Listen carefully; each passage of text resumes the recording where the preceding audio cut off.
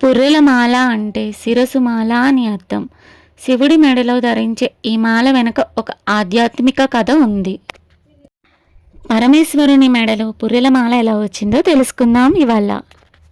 ఒకసారి అమ్మవారు కైలాసంలో పరమేశ్వరునితో కలిసి ఉన్నారు. అమ్మవారు గమనించారు, శివుడి మెడలో ఒక విచిత్రమైన మాల ఉంది.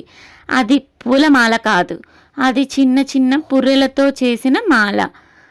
అమ్మవారు మృదువుగా అడిగారు, స్వామి, ఈ మాల ఎవరిది అని. శివుడు చిరునవ్వు చిందిస్తూ చెప్పారు, పార్వతి, ఇవన్నీ నీ పూర్వజన్మ గుర్తులు అని. అమ్మవారు ఆశ్చర్యపోయారు, నేను ఇంతకు ముందు కూడా పుట్టానా అని. శివుడు అన్నారు, అవునమ్మా, నీవు జగత్తుకి తల్లివి. భక్తులను కాపాడటానికి, చెడు తొలగించటానికి ఎన్నోసార్లు అవతరించావు. ప్రతిసారి నీ శరీరం మారినా నీ ఆత్మ ఎప్పటికీ మారదు. అప్పుడు అమ్మవారికి అర్థం చేసుకున్నారు, శరీరం తాత్కాలికం కానీ ఆత్మ శాశ్వతం అని. శివుడు ఆ పుర్రెల మాలను ధరించడం అంటే జన్మలు మారిన ప్రేమ, శక్తి ఎప్పటికీ నశించవు అని గుర్తించడం. ఈ కథ చెప్పే నీతి, మన ఆత్మ ఎప్పటికీ నశించదు, మంచి పనులు ఎప్పటికీ నిలిచిపోతాయి, శివశక్తుల ప్రేమ శాశ్వతం.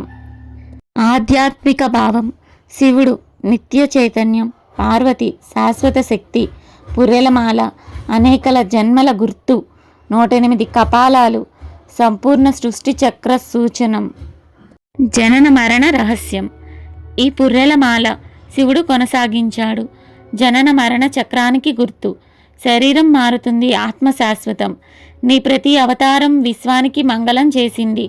వాటి జ్ఞాపకార్థమే ఈ మాలను ధరించడం. దేవి కళ్ళల్లో ఆనంద బాష్పాలు మెరిశాయి. శివుని సమాధానం, అమ్మా, నీవు ఆదిశక్తివి. యుగ యుగాలుగా సృష్టి కోసం అవతరించావు. ధర్మాన్ని కాపాడటానికి, భక్తులను రక్షించటానికి అనేక రూపాలు ధరించావు. ప్రతి జన్మలో నీ శరీరం నశించినా నీ శక్తి ఎప్పటికీ నశించదు. శ్రీ పార్వతీదేవి అష్టోత్తర శతనామావళి అంటే 108 నామాలు తెలుగులో పార్వతీదేవి యొక్క వివిధ రూపాలు, శక్తులు మరియు మహిమలను కీర్తిస్తుంది.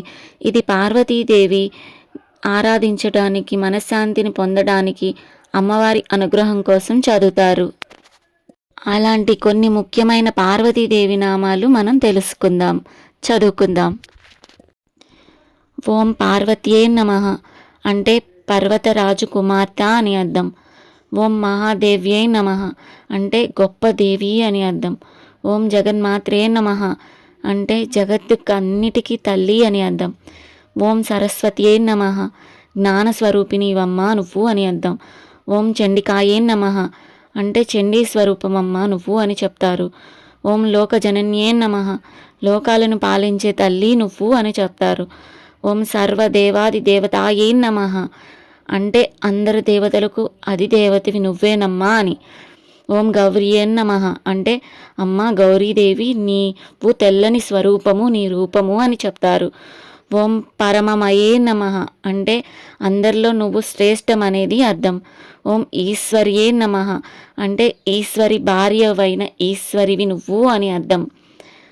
ఓం నాగేంద్ర తనయాయే నమః అంటే హిమవంతుని కూతురువి నువ్వు అమ్మ, నాగేంద్రుని తనయువి అని అర్థం.